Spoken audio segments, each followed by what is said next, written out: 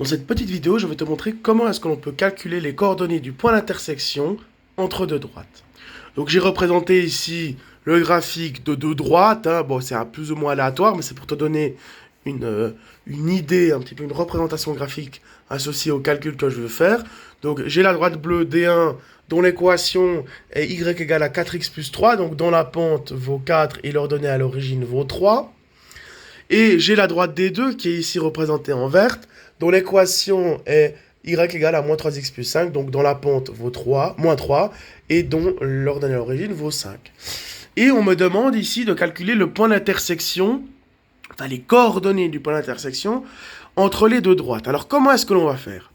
Bien, l'on sait que lorsque les deux droites vont se croiser, elles disposeront déjà des mêmes coordonnées, forcément.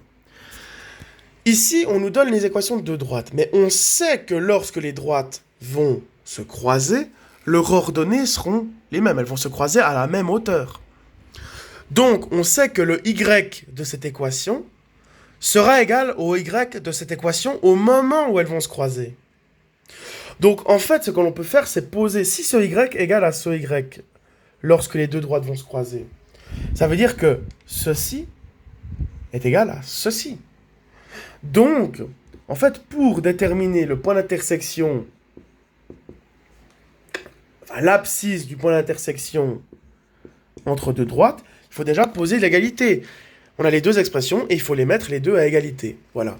Puisque je sais que, voilà, une fonction, elle est caractérisée par une infinité de points, donc j'ai une infinité de x et de y possible, de couple de points, de coordonnées, pour chaque point. Mais ce que je sais, c'est que quand elles vont se croiser, elles se croisent à la même hauteur. Forcément, elles auront le même ordonnée. Donc je sais que lorsqu'elles vont se croiser, le y qui est ici sera égal au y qui sera là. Donc ceci sera égal à ceci. Donc du coup, on va déterminer l'abscisse qui permet à l'ordonnée d'être égale pour les deux fonctions. Pour quelle valeur de x est-ce que l'ordonnée de la droite D1 est égale à l'ordonnée de la droite D2? C'est finalement ça la logique. Et donc on se retrouve avec une équation du premier degré n inconnue. Mais finalement, si on réfléchit bien, déterminer le point d'intersection d'une droite, de deux droites, les coordonnées du point d'intersection entre deux droites, c'est finalement similaire à se demander, à résoudre un système de deux équations de deux inconnues. Voilà.